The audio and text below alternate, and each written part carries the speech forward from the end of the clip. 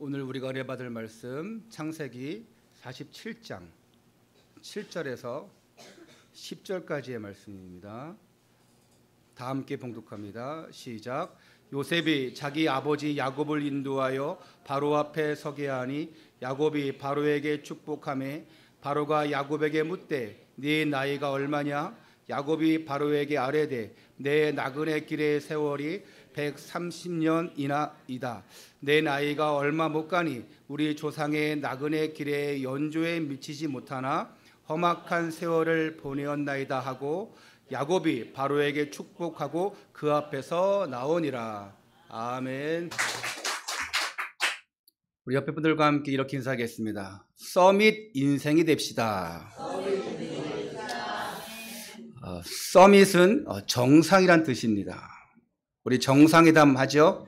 그래서 우리가 서밋 그러는데 정말 정상 인생, 최고의 인생 돼야 되는데 오늘도 복음의 말씀을 통해서 이 바닥 인생이 아닌 서밋 인생으로 승리하는 여러분 되시기를 주님의 이름으로 축원합니다. 지난주 우리가 한 주간 인도받았던 말씀이 언약 성취를 위한 이주였습니다. 야곱은 창세기 15장에서 하나님께서 그 할아버지 아브라함에게 주셨던 그 언약의 말씀을 기억하고 있었어요. 그리고 이제 그걸 깨닫고 그 하나님 말씀에 순종하는 것이 나의 사명이구나. 그래서 모든 소유를 이끌고 22년 동안 거주했던 그 가나안 땅 헤브론을 떠나서 이제 요셉을 만나러 애굽으로 갑니다. 그리고 애굽으로 가던 중에 이제 브엘세바에서 하나님께 희생 제사를 드립니다. 아브라함과 이삭이 단을 쌓아서 예배드렸던 그 장소에 가서 희생 제사를 드립니다. 놀라운 일이죠. 그곳에서 하나님은 이상과 환상 가운데 언약을 다시 확인시켜 주시고 언약을 새겨 주셔요. 하나님 뭐라고 하시냐? 애굽으로 내려가기를 두려워하지 말라. 내가 거기서 너로 큰 민족을 이루게 하리라. 야곱은 두려운 마음이 있습니다. 그 모든 읽었던 것들을 다 버리고 온 가족을 다 데리고 이제 애굽으로 가요. 지난주에 몇 명이나 했습니까? 70명인데 그 70명은 자기 씨앗으로 낳은 그 아들과 그 손자들을 얘기하는데 며느리들, 딸들은, 종들은 포함도 안 시켰어요. 다 이끌고 애굽으로 가요. 그리고 거기서 22년 만에 요셉을 이제 아주 감격스러운 만남을 갖게 되어집니다. 자, 아버지와 제외한 이 요셉이 형들과 모든 가족에게 이렇게 당부합니다. 애굽왕 바로를 만났을 때 이 가족의 직업을 물으면 우리는 축업을 하는 또 농사일을 하는 자임을 강조하래요. 왜냐? 이는 수도에서 멀리 떨어진 고센 땅에 정착하게 하기 위해서. 거기 어떤 땅입니까? 비옥한 땅이에요. 기름진 땅이에요. 나일강을 끼고 있어요. 왜 그러니까? 하나님이 생육하고 번성하라는 그 언약을 성취하기 위해서. 요셉이 이렇게 놀라워요. 그곳을 왜 가냐? 그곳은 애굽 수도와 멀어요. 그래서 애굽 사람들과 많이 마주칠 일이 없어요. 애굽 사람들은 우상에 쪄들어 있습니다. 그 우상에 쪄든 사람들과 웬만하면 부딪히지 않고 여기서 이스라엘 풍습과 말과 또한 그 혈족을 이어가기 위해서 생육하고 번성하라. 그리고 또 그 지역은 가나안 땅과 가까워요. 하나님 뭐라 했습니까? 내가 너를 반드시 돌아오게 하리라. 어디로? 가나안 땅으로. 하나님 약속했어요. 이왕이면 먼 것보다는 가까운 게 낫잖아요. 그래서 그들이 나중에 모세 때에 출애굽할 때에 홍해를 금방 만날 수 있었던 거예요. 물론 40년 동안 이렇게 방황하지만 오늘 읽지 않았지만 이 47장 1절에서 6절에 보니까 요셉이 당부한 대로, 말한 대로 이 애굽 왕 바로가 이제 요셉의 형들에게 그들의 생업이 뭐냐, 지금까지 뭐하고 살았냐 물어봐요. 그 형들 몇 명이냐? 5명. 애굽 땅에 있어서 5이라는 숫자는 완전한 숫자거든요. 전에 형들을 만났을 때, 또 동생 베냐민을 만났을 때 동생에게만 5배의 음식을 줬잖아요. 애굽은 이 5라는 숫자가 완전한 숫자예요. 우리 성경에서는 이스라엘에게는 7, 70이라는 숫자가 완전한 숫자거든요. 그래서 이 바로가 물었을 때 요셉이 지시한 대로 우리는 우리의 생업은 목축업을 합니다. 그리고 오히려 이렇게 얘기합니다. 우리를 그 고센 땅에 가게 해주세요. 아니, 왕이 가라는 데를 가야 되는데 전 세계를 제패하고 있는 그 애굽 왕에게 우리 고센 땅에 가게 해주세요. 어떻게 그렇게 말할 수 있습니까? 여기 와주게 한 것만도 감지덕지인데 이렇게 왜 할 수 있습니까? 그만큼 이 바로가 요셉을 신뢰하고 있는 거예요. 이 바로가 이 나라를 정복한 지 전국이 바뀐 지 얼마 안 돼요. 그러니 요셉이 얼마나 고마워요. 7년 흉년이 왔지만, 풍년이 왔지만 7년 흉년이 왔을 때 모두 다 굶어 죽을 수 있는데 요셉이 살렸잖아요. 얼마나 고마워요. 그러니까 그 형제들이 우리는 고센 땅에 가겠습니다. 그래, 가라. 그 비옥한 땅에서 생육하고 번성하라. 하나님 뜻이 이루어지는 거예요. 그리고 이어서 이제 아버지 야곱이 바로 앞에 딱 옵니다. 이때 야곱이 뭘 하냐? 들어오면서 놀라운 일을 합니다. 바로 바로왕을 축복해요. 우리 7절 말씀을, 47장 7절 말씀을 다 함께 읽도록 하겠습니다. 시작. 요셉이 자기 아버지 야곱을 인도하여 바로 앞에 서게 하니 야곱이 바로에게 축복하매. 자, 야곱이 바로에게 축복하매. 이럴 수 있었던 것은 뭐냐? 일단 야곱은요, 자신의 아들 그 요셉을 이 총리로 중용하고 또 선대해준 그 바로의 호의에 감사하는 마음으로 이 바로의 안녕과 번영을 위해서 비는 축복을 아마 했을 것입니다. 자, 이때 바로가 야곱의 나이를 물어요. 보통 우리 어르신들의 나이는 안 묻잖아요. 예. 특히 여자분들의 나이는 잘 안 묻잖아요. 아마 바로보다 야곱의 나이가 훨씬 많을 거예요. 근데 바로는 애굽 왕이에요. 그리고 또 나이가 많아 보이니까 물어보는 거죠. 8절에 보니까 바로가 야곱에게 묻되 네 나이가 얼마냐? 그러자 야곱이 바로에게 아뢰되 내 나그네 길의 세월이 130년이니이다. 지금 자신의 나이를 물을 때에 자신의 그 나이를, 인생을 나그네 길에 비유해요. 그러면서 나는 130세입니다. 자, 야곱은 지금 130세인데 죽을 날이 얼마 안 남았어요. 아브라함은 175세를 살았습니다. 이삭은 180세를 살았어요. 거기에 아주 훨씬 못 미치는 삶을 살았지만 저는요, 그럼에도 불구하고 험악한 세월을 보냈다고 얘기해요. 내 나이가 얼마 못 되니 우리 조상의 나그네 길에 연주에 미치지 못하나 험악한 세월을 보내었었나이다 하고. 굳이 왜 이 얘기를 할까요? 나 이렇게 고생했으니까 나 좀 봐주세요. 그 얘기가 아닙니다. 이것은 모든 힘든 인생을 다 겪고 나서 이제 우리가 불교에서는 뭐 해탈 이러잖아요. 이건 뭡니까? 이제는 완전 하나님의 은혜와 섭리 속에 싹 다 들어갔어요. 부엘세바에서 하나님 앞에 제단을 쌓았잖아요. 요셉을 만나면서 나는 이제 죽어도 여한이 없구나 얘기했잖아요. 맞아요.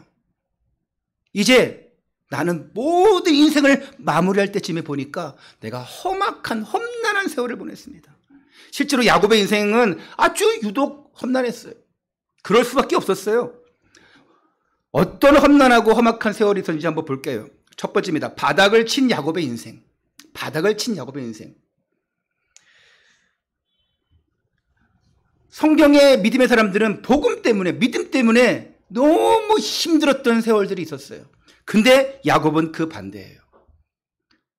복음 때문에, 믿음 때문이 아니라 자신이 향한 인본주의 때문에. 창세기 25장에서 야곱은 형에게서 팥죽 한 그릇의 장자의 이 명분을 삽니다. 그리고 27장에서 보니까 아버지를 속여요. 에서처럼 변장하고 아버지에게 축복을 받습니다. 여러분, 내가 잘 되려고 또 뭐 성공하려고 누구를 밟고 막 일어서야 잘 된다면 이거는 비참한 인생이에요. 하나님이 축복하지 않는 인생입니다. 그 결과가 어떻게 되었냐? 형 에서와 원수가 되어지는데 20년을 도망자의 삶을 살게 되어집니다. 우리가 가정을 쭉 봤잖아요. 형 에서의 분노를 통해 피해서 받던 하람의 이 삼촌, 외삼촌 하란의 집으로 피신하게 돼요. 여기서 일하면서 11번이나 받을 품삯을 속여요. 삼촌 라반이. 그리고 라헬을 아내로 얻고자 했는데 레아를 들여보내서 다시 라헬을 얻기 위해서 14년을 더 일해요. 자기가 인본주의 쓰는 만큼 또 당하는 거예요. 그리고 나중에는 도망치듯 하란을 떠나서 이제 형 에서를 이제 만나러 갑니다. 여기서 야복강에, 분이엘이 있는 야복강에 이르러서 하나님의 사자와 씨름합니다. 밤새 씨름해요. 그리고 거기서 환도뼈가 부러집니다. 그래서 성경에는 이스라엘 사람들은 그 환도뼈를 안 먹었잖아요. 짐승에. 물론 여기서 이스라엘이라는 칭호를 얻었어요. 그리고 그냥 따라가면 되는데, 그냥 가나안 가면 되는데 어떻게 해요? 중간에 세겜 땅을 가요. 우상의 땅이에요. 거기서 딸 디나가 이제 강간을 당하게 돼요. 분노한 아들들이 세겜 사람들을 속여서 할례라는 것을 가지고, 그 거룩한 할례를 가지고 속여서 다 학살해버려요. 그래서 도망치듯 그것을 벗어난 일도 있습니다. 얼마나 험난합니까? 자신의 일도 험난한데 자식들의 일도 험난해요. 그리고 그것도 헤브론, 가나안 가면서 그 베들레헴 근처에서 사랑하는 아내 라헬을 잃게 돼요. 베냐민을 낳자마자, 12번째 아들 베냐민을 낳자마자 아내 라헬이 죽습니다. 더 큰 일이 뭡니까? 사랑하는 아들 요셉을 잃어버리는 일은 가장 평생의 한이고 그림이 되어버렸어요. 여기에 그 요셉의 형들이 쓰임받았잖아요. 요셉을 죽이려다가 안 되니까 애굽의 노예로 팔아버려요. 그리고 아버지에게 속입니다. 짐승에게 잡혀 먹어버렸어요. 그래서 짐승의 옷을 발라서 이제 아버지에게 그 옷을 보여줘요. 아버지는 대성통곡합니다. 내가 사랑하는 아내 라헬에게서 태어난 그 요셉이 짐승에게 잡혀 먹혔다니까 얼마나 슬픈 일입니까? 그리고 이제 지난주에 이제 기근을 피해서 요셉이 말하는 대로 애굽 땅에 오게 되어져요. 모든 지금 가나안 땅에, 약속 땅에 왔는데 여기를 등지고 애굽으로 이주하게 돼요.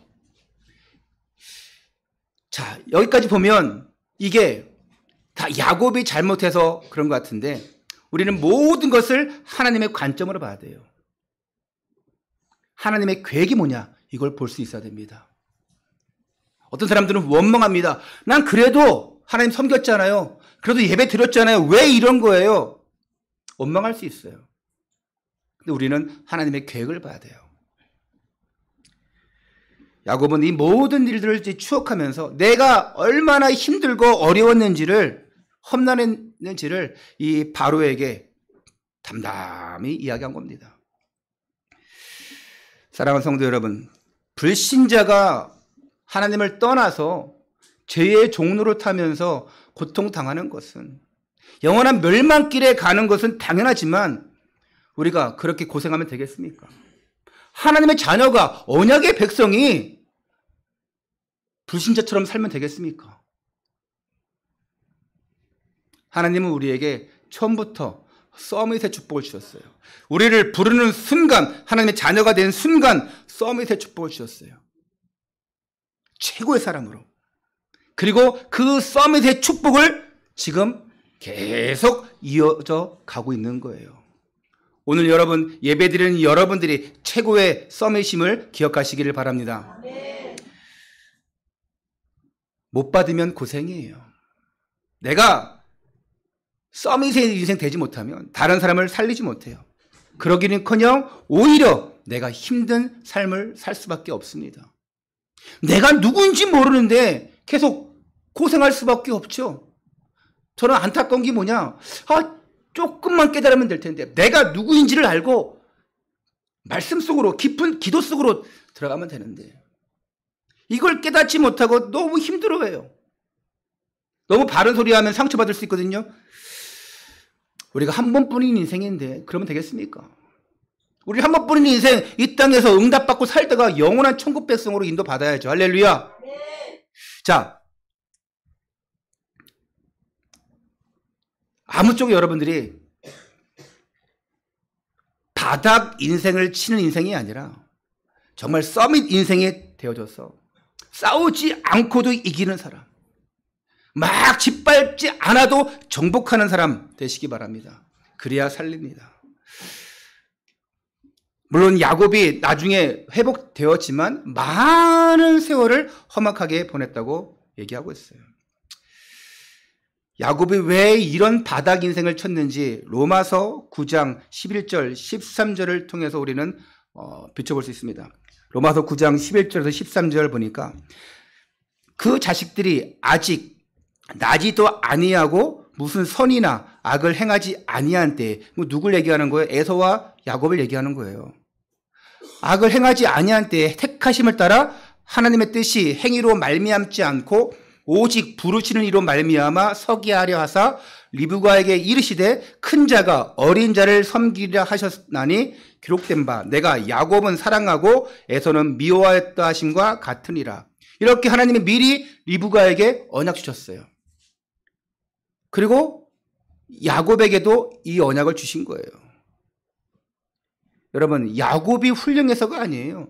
아니, 엄마 뱃속에 있을 때는, 자, 태중에 있어요? 쌍둥이에요? 높고 낮음이 없잖아요.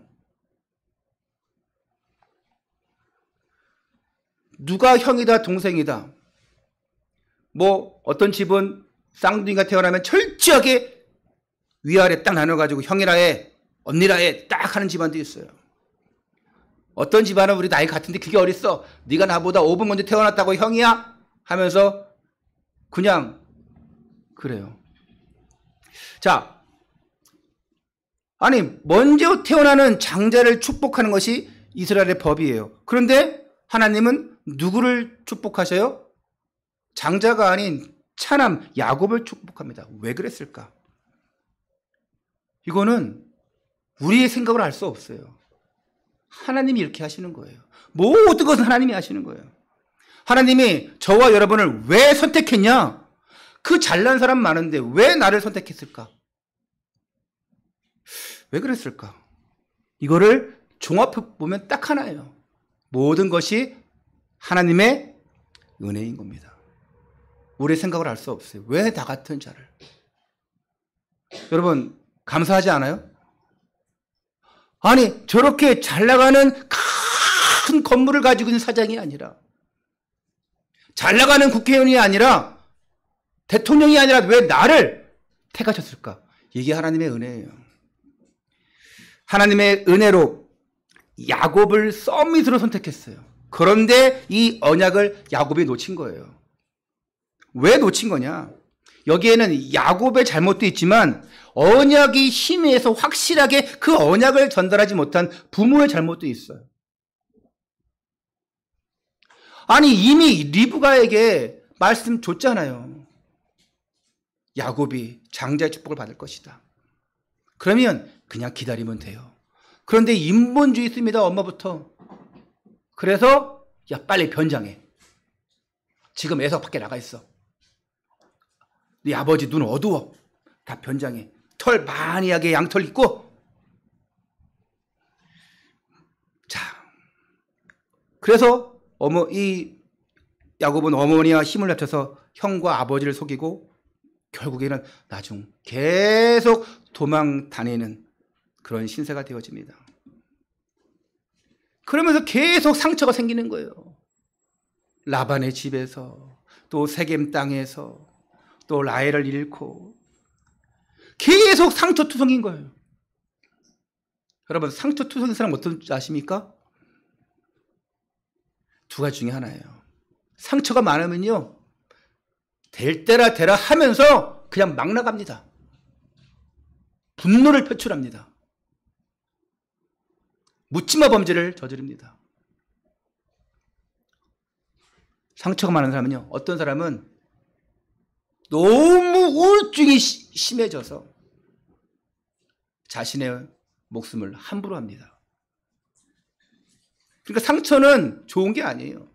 남을 해치든지 자기를 해치든지. 상처 많으면요, 밥도 안 넘어가요. 사람에게 상처받은 거 있다? 여러분 평생 가잖아요. 고개 끄덕이신 분도 계시죠? 상처를 계속 놔두면 어떻게 돼요? 골마 터집니다. 그 상처가 너무 골마서 너무 심하면, 큰 상처면 나중에 그 제때 치료 안 하면 잘라내야 돼요. 치명타가 됩니다. 여러분, 지금 우리가 에어컨을 지금 켜있죠? 에어컨을 켜서 별로 안 시원한 것 같은데, 에어컨이 시원하죠. 근데 통풍이 있는 사람 있죠? 우리 아이들은 모를 거예요. 통풍이 뭔지. 뼈에 바람이 들어오는 거예요. 그런 사람은, 몸이 약한 사람에게는 그 바람이 치명타예요. 그리고 건강한 사람은 넘어져도 괜찮아요. 일어나면 돼요. 근데 몸이 약한 사람은 넘어졌다, 뼈가 부러져. 우리 어르신들 보세요. 뼈가 넘어졌는데 고관절이 나갔어.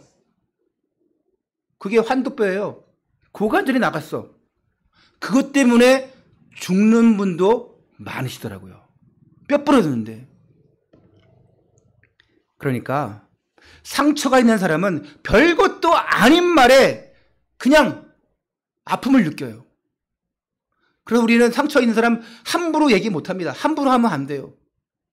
둘 중에 하나예요. 분노를 펼치든지 계속 우울 속으로 들어가든지. 결국 사단에게 속아요. 심지어 예배당에 앉아있으면서도요, 이 복음으로 치유받지 못한 사람들은, 말씀으로 치유받지 못한 사람들은요, 상처가 계속 있기 때문에 강단 말씀을 통해서도 실족할 수 있어요. 하나님 말씀에도 불구하고 그거를 사람의 말로 듣고 상처가 옵니다. 저는 아무 계산 없이 말씀을 전합니다. 누가 좋고 싶고가 아니라. 근데 이 말씀에 실족할 수 있어요. 강단 말씀이 힘주라고 하는 건데 오히려 그 사람에게는 힘 빠지는 말씀이 될 수 있어요. 그렇죠? 건강한 사람은요, 은혜의 사람은 그 말씀을 주면 힘이 생기는 사람이 있어요. 그래, 내가 저렇게 새롭게 시작해야지. 그러나 상처가 있는 사람은, 힘이 없는 사람은 그 말씀을 듣고 내가 얼마나 힘든지 알아? 그걸 나한테 하라 그래? 하면서 그게 오히려 상처가 되어지고 실족하게 돼요. 상처 때문에. 야곱이 늘 이런 상처 속에 있었어요. 그런데요, 중요한 건 뭐냐? 아까 얘기한 것처럼 이 험난하고 험악한 야곱의 이 삶에는, 이 나그네의 삶에는 여기까지 이르게 하신 하나님의 특별한 계획과 섭리가 있었다는 것입니다. 자, 야곱이라는 그 이름에 담긴 것처럼 야곱이란 뜻은 좀 심한 말로 교활한 자, 근데 이 이름에 담긴 것처럼 그는 온전치 못한 인격을 가지고 있었어요. 근데 하나님은 모든 가정을 통해서 그 연단을 통해서 이스라엘이 되게 했습니다. 이스라엘. 하나님과 겨루어 이겼다.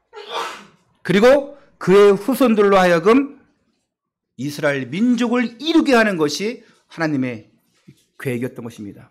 그 계획 때문에 하나님께서는 지금까지 험난한 이 나그네의 인생을 살게 하신 것입니다. 여러분, 이해되어지십니까? 이해가 안 되어지시는 것 같은데 그걸 나한테 비추세요. 내 얘기로. 그러면 이해가 되어집니다. 그래서 지금 바로를 만났을 때에 이 야곱의 삶에 그와 같은 세월을 겪어낸 하나님의 그 연륜이 배겨 있어요. 그래서 야곱은 처음 딱 만날 때 자신 있게 바로를 축복하는 거예요. 그리고 나갈 때도 축복하고 나갑니다. 우리 10절 말씀을 다 함께 읽을게요. 10절 시작. 야곱이 바로에게 축복하고 그 앞에서 나오니라. 야곱이 바로에게 축복하고 그 앞에서 나오니라. 바로 왕에게 어떻게 할 수 있습니까? 아까 얘기한 것처럼 바로 왕은 지금 요셉을 너무 신뢰해요. 그리고 지금 나의 모든 어려운 문제들을 해결해 준 그 요셉의 아버지이기 때문에 그 요셉의 아버지 야곱에게서도 그런 영적인 수준을 기대한 거예요. 야, 저런 요셉인데 저 아버지라면. 그리고 자신을 축복하는 일을 기꺼이 허락한 것입니다. 이처럼 바닥 인생에서 결국은 온 나라를 통치하는 이 바로를 축복한 야곱처럼 여러분은 누구를 만나도, 정치인을 만나도, 대기업 회장을 만나도, 대통령을 만나도 내가 이렇게 험난한 인생을 살아왔어요. 그런데 난 지금 이제 이렇게 되었어요 하면서 자신의 스펙을 자랑하는 사람이 아니라 누구를 만나도 복음을 선포하고 하나님의 축복을 전달해주는 그런 전도자 인생이 되시기를 바랍니다. 모든 사람은 하나님을 떠났다. 그로 인해 세상에는 죄가 들어오게 되고 사탄의 종로로 타게 되었습니다. 그래서 각종 영적 문제, 정신 문제, 육신 문제 시달리고 결국 인간은 죽게 되어지는데 그 죽음 이후에는 영원한 지옥으로 인도받게 되어지고 그리고 그 후손은 3, 4대 이르기까지 저주를 받는다고 했습니다. 그래서 사람들은 이거 해결해 보라고 종교를 믿으면 되겠지 해서 각종 미신과 우상을 섬깁니다. 착한 일을 하면 되겠지 하고 선행을 베풉니다. 또 다른 사람보다 최고 성공하면 되는 줄 알고 죽어라 공부하고 열심히 돈도 법니다. 그러나 절대 이것으로는 인생의 근본 문제 3가지, 하나님 떠난 문제, 죄 문제, 이 사탄의 종로로 된 문제를 결코 해결할 길이 없어요. 그래서 하나님은 이 문제에서 빠져나올 수 있는 유일한 방법을 주셨는데 여러분의 입으로 고백합시다. 시작. 예수 그리스도. 당신이 예수님을 마음에 영접하고 당신의 주인으로 모시면 당신의 모든 인생의 문제는 해결됩니다. 당신의 가정은 바뀌게 됩니다. 모든 미래까지도 다 책임져 주십니다. 지금 나를 따라서 예수님을 나의 주인으로 하나님으로 영접하시기를 바랍니다. 그때 당신은 영원한 하나님의 자녀로 영원한 천국 백성으로 구원의 백성으로 인도받게 되어집니다. 이 복음을 선포하고 전달해 주시기 바랍니다. 이게 복음이에요. 이 복음을 전달해 주지 않으면 그 인생은 멸망의 인생으로 가는 거예요. 심지어 교회 안에 있으면서도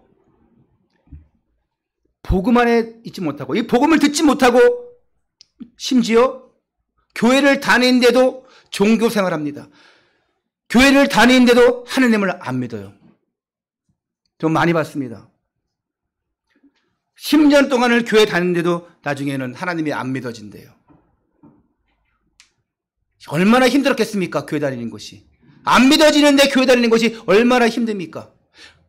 바꿔 말합시다. 내가 저 사람을 사랑하지도 않는데 계속 살아야 되니 힘들 거 아닙니까? 하나님 믿지도 않는 내가 교회를 억지로 다녀. 우리 혹시 아이들 중에 있습니까? 빨리 하나님 만나시기 바랍니다. 그렇지 않으면 대학 가서 청년 돼서 저 세상의 환락과 쾌락과 모든 그 안위들을 막 볼 때에 교회가 재미없거든요. 교회 별거 없이 보이거든요. 교회에는 가장 중요한 것을 숨겨놨는데, 숨은 보화가 있는데, 로마서 16장 25절에 있는 말씀처럼 가장 귀한 것을 감춰져 있다가 나타내었는데 그걸 보지 못하는 거예요. 그러니까 세상께 더 좋아 보이고, 감춰져 있는 것은, 그 보화는 안 보이고, 지금 내게 나타나는데 그게 안 보여요. 그러곤 결국 불신자들과 같은 삶으로 갑니다. 정말 복음을 선포하는 여러분, 이 생명을 전달하는 여러분 되시기를, 그런 서밋 인생 되시기를 축원합니다. 두 번째입니다. 삶 서밋의 응답을 받는 인생. 삶 서밋이 뭐냐? 영적 서밋, 기능 서밋, 문화 서밋이에요. 아, 얼마나 멋있습니까? 영적 서밋. 이 사람이 최고의 사람이에요. 다른 서밋 중에 가장 최고의 사람이 영적 서밋이에요. 두 번째로 기능 서밋이에요. 여러분이 가지고 있는 그 달란트를 가지고, 그 재능을 가지고 하나님 앞에 최고의 영광 돌려드리는 것입니다. 어떤 분이 의사인데 박사예요. 암 치유하는 박사입니다. 어떤 어워드 무슨 상을 받는데 그 앞에서 뭐라고 그러냐? 세상에서 주는 상이에요. 거기서 뭐라고 하느냐? 하나님이 지금까지 나를 이렇게 이끌어 주셨습니다. 모든 것이 하나님의 은혜입니다. 고백하는 거예요. 어떤 중국인 배우가 나무 조연상 그 상을, 큰 상을 받았어요. 그 앞에서, 중국당 공산당이잖아요. 그 앞에서 뭐라고 그러냐? 많은 사람들에게 나는 지금 여러분을 놓고 축복으로 기도하겠습니다. 하지만 저는 기도할 줄 모릅니다. 이 시간 주기도문을 하겠습니다. 주기도문을 딱 하더라고요. 딱 끝나고 나서 그 모든 대중들이, 연예인들이 기립박수하고 박수 치더라고요. 야, 너무 놀라운 일이에요.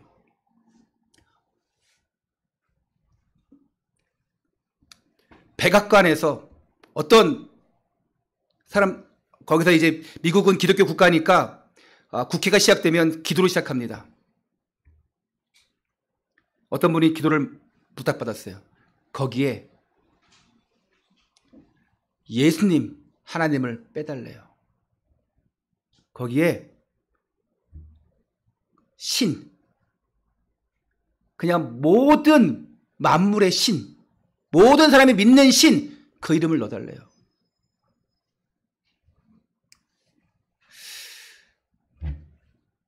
이분이 가서 어떻게 했냐? 아주 정확하게 하나님 선포하고 복음 선포하고 기도했어요. 어떤 사람들은 저 사람이 큰일 났구나 이제 그랬는데 거기 의원들이 기립박수하는 거예요. 이게 최고의 영적 서밋이고 기능 서밋 아니겠습니까? 어떤 자리에 갔을 때에 우리가 하나님 앞에 최고의 영광을 돌리는 그 사람. 여러분 지금 가지고 있는 직업 있습니까? 기능이 있습니까? 최고로 나의 것으로 만드세요. 그리고 최고로 하나님 것으로 만드세요. 그리고 문화 서밋이에요. 문화. 지금 세상은 문화 전쟁 시대입니다. 지금 막 총칼이 왔다 갔다 하지 않아도요. 지금 문화 전쟁 시대예요. 지금 전 세계는 우리나라가 지금 뭐 한류 해가지고 저 동남아에서는 뭐 끝장납니다 그냥. 예? 한때 강남스타일 불렀던 그 사람 싸이가 미국에서 얼마나 유명했어요. BTS 또 블랙핑크. 작년에 인도네시아 갔을 때 다 그 카페 같은 데 들어가면 나오는 노래가 블랙핑크 BTS야. 인도네시아 최고 대학 들어가서 그 아이들 대학생들 만났는데 난 한국에서 온 교수다 하면서 얘기를 나눴어요. 제가 인도네시아 말 할 수 없죠. 그래서 우리 선교사님이 통역하면서 직업이 너 뭐 공부하냐? 법학과래요. 꿈이 뭐냐? 변호사가 되는 거래요. 아, 변호사 왜 되냐? 변호사가 돼서 한국에 가서 BTS 만나고 싶대. 어떻게 그게 꿈이야? 근데 성공한 이유가 있는 거지. 한국 가서 변호사하고 하고 싶은 거예요. 한국에 있는 인도네시아 사람들 위해서. 근데 BTS 만나고 싶대. 그만큼 한류 열풍이 문화전쟁입니다. 여러분, 금요기도회 때 제가 말씀드렸지 않습니까? 그저께. 여러분은 절대 언약 속에 있는 자들이고 절대의 여정을 가는 자들이고 절대 목표를 향해 가는 자들이라고. 절대. 우리 이 절대란 말은 너무 중요한 말인데 하나님 앞에서 썼으면 좋겠어요. 절대. 절대 언약, 절대 여정, 절대 목표. 이것을 향해 가는 사람이에요. 이게 진정 사실화되고 이게 성취되려면 어떻게 되냐?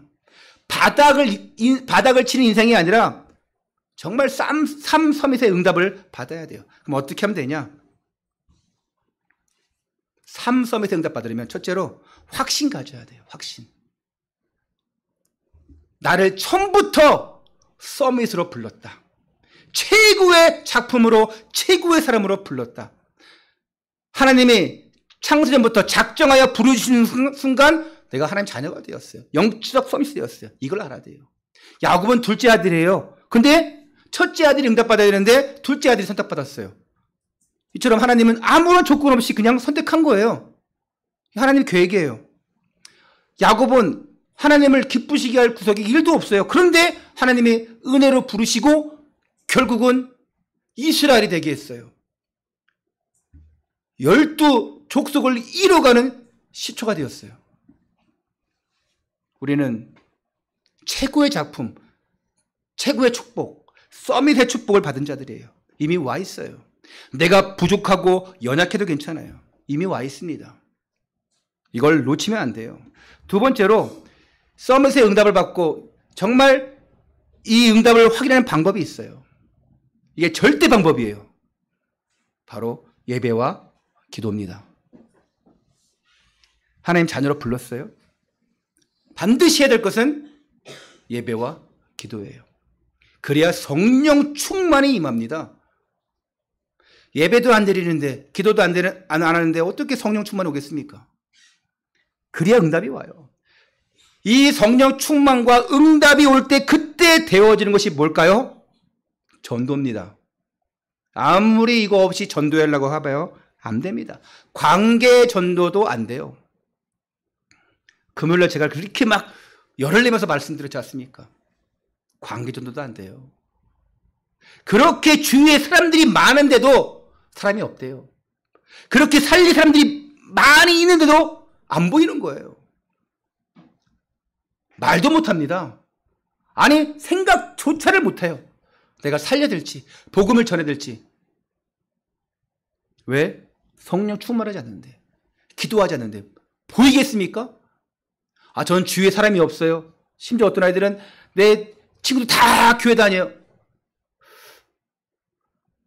진짜 교회 다닐까요? 그리고 교회 다녀도 정말 제대로 다닐까요? 교회 그 사람 뺏어오라는 얘기가 아니라 복음을 확실하게 전달하라는 거예요. 너 진짜 하나님 자녀냐? 하나님 살아계신 거 믿냐? 너 지금 언제 떠나가도 영원한 천국 갈 수 있냐? 물어봐야 돼요. 얼마나 교회만 다니는 종교 생활하는 사람들이 얼마나 많습니까? 세 번째로 인본주의 쓰지 말고 하나님 앞에 기도하면서 성령 인도 받아야 돼요.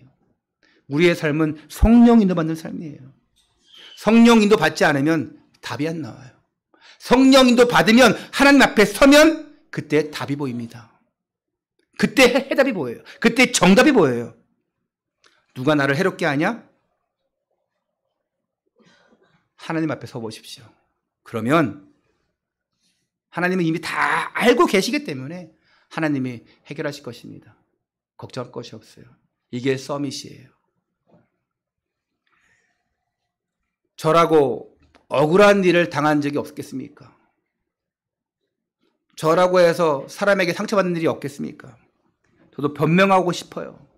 이것저것 막 떠발리고 싶어요. 그런데 그렇게 한 적도 많이 있어요, 솔직히. 그런데 그렇게 하고 나면 시원한 게 아니에요. 마음이 허전해요.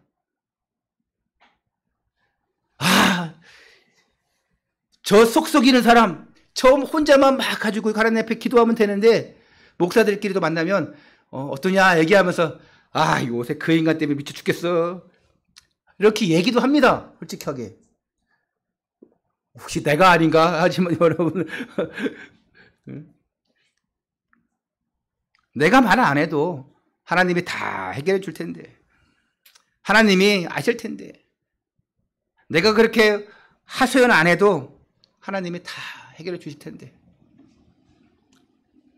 여러분 하나님께 맡기면 됩니다. 억울한 일이 있다? 하나님이 다 아십니다. 그리고 기도하십시오. 다윗의 아들 압살롬이 쿠데타를 일으킵니다. 그리고 이제 다윗이 도망갑니다. 왕이 도망가요. 근데 어려움을 당하면 도와줘야 되는데 신하인 시므이가 다윗을 비난하고 욕해요. 당장 죽여야죠. 근데 다윗이 말하기를 저거 하나님이 시켜서 하는 일이다. 하나님이 다 알아서 할 것이다. 그리고 손 안 대요. 인본주의 않습니다. 되어지는 축복이 뭐냐? 정말 하나님의 절대 언약, 절대 여정, 절대 목표를 위한 영적 서밋, 기능 서밋, 문화 서밋의 응답을 받는 길이 뭐냐? 이거 세 가지예요. 확신 갖는 거예요. 인본주의 안 쓰면 됩니다. 예배와 기도 속으로 들어가면 돼요.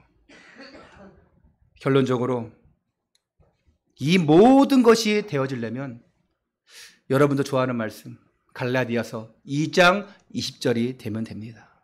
이 모든 것이 되어지려면 내가 그리스도와 함께 십자가에 못 박혔나니 어떻게 못 박히겠습니까? 무척 어려운 것 같지만 그렇지 않아요. 더 이상 절대 다른 방법이 없는데 어떻게 하겠습니까? 그럼 나를 십자가에 그냥 못 박아야죠. 이게 절대 방법이에요. 절대로 헤어나올 길이 다른 손질 방법이 어떻게 하겠습니까? 어떤 사람이 자기가 다 성공한 줄 알고 잘 되는 줄 알고 했는데 절대 위기가 왔어. 나에게 오면 괜찮은데 자녀에게 왔어. 그제서야 하나님 이 아이를 살려주시기만 한다면 하면서 내가 이제 몸 바쳐 하나님 앞에 충성할게요.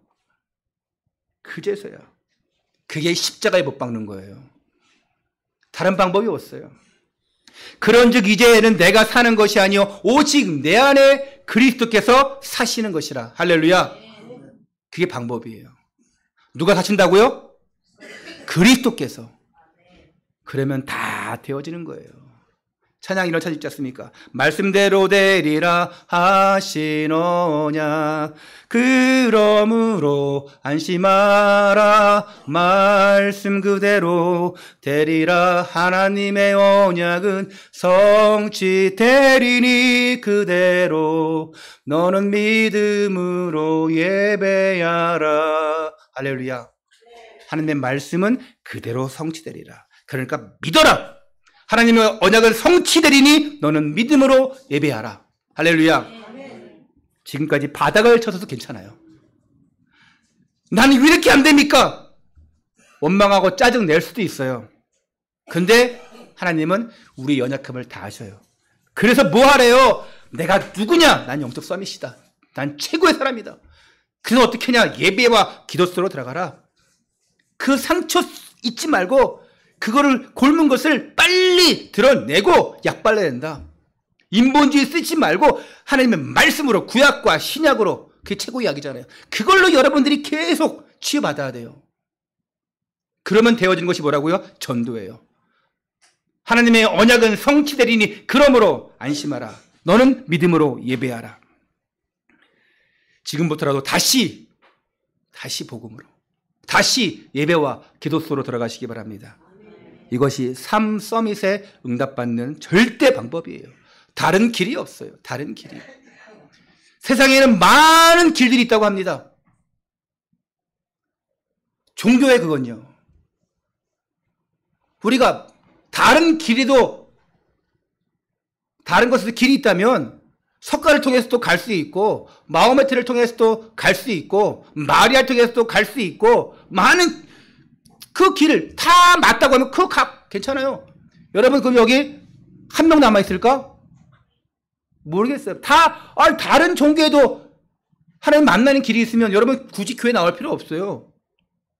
왜 여러분들이 교회 다니는 것들 하면서 욕을 먹고 다닙니까? 그건 여러분 잘못이지만 굳이 막 전도 왜 합니까? 할 필요 없어요. 다른 것에도 길이 있는데 왜 하겠습니까? 근데 하나님이 뭐라고 하십니까? 다른 것에는 길이 없대요. 요한복음 14장 6절을 여러분 잘 기억하세요. 예수께서 이르시되 내가 곧 길이요 진리요 뭐래요? 생명이니 나로 말미암지 않고는 아버지께로 올 자가 없느리라. 없어요. 사도행전 4장 12절에 베드로 고백합니다.